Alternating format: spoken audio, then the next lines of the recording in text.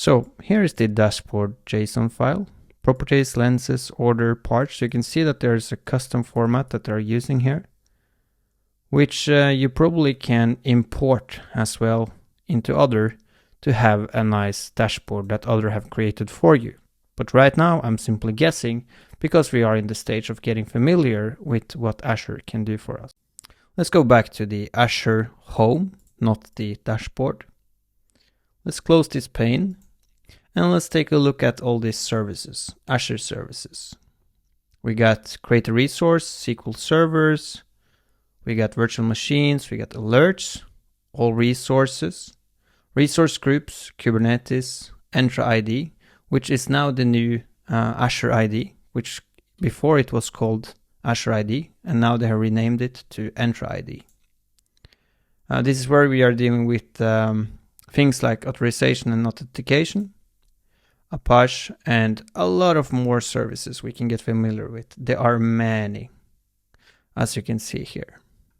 All right, what more are interested to look at? We got resources. Right now I do have a resource called Developer Nick, which is a resource group that I have created myself. Why do you create a resource?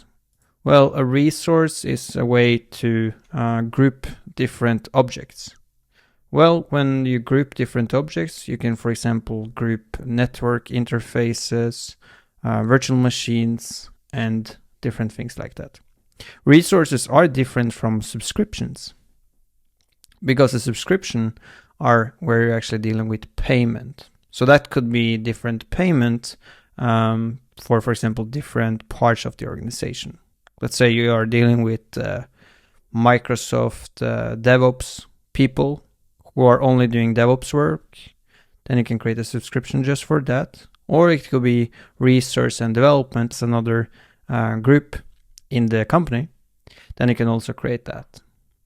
And we can also take a look at inside of a subscription, you can have a bunch of resources. So let's just take a look at how many resources you can actually have in each subscription, just to get familiar with that. Is correct. Resource groups per subscription is 980. The following limits apply when you use Azure Resource Manager and Azure Resource Groups. So you can have 980 resource groups per subscription, which is a lot. Remember that the resource group is a container for all the stuff that you are interested in. So let's take a look at, for example, this resource group. This resource group has not an interesting name. It's just called Developer Nick.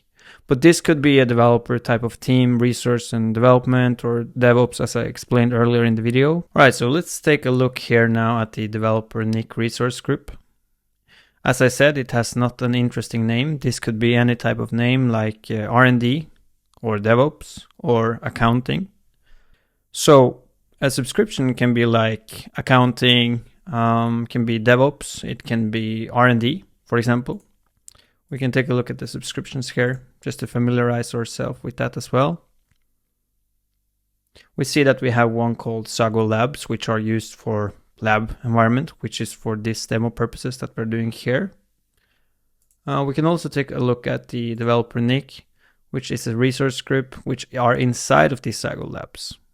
But think about resource groups as something that I like to do is to group it by which application you're working on. So let's say that you're working on application A, application B, then you can definitely use a whole resource group for that environment. Usually you could have like a network interface, VPN if you are needing that, load balancer, those type of things. Those things are resources. Mostly all of the things in Azure are resources, and those goes into a resource group. Now let's take a look at how we can create something in a resource group.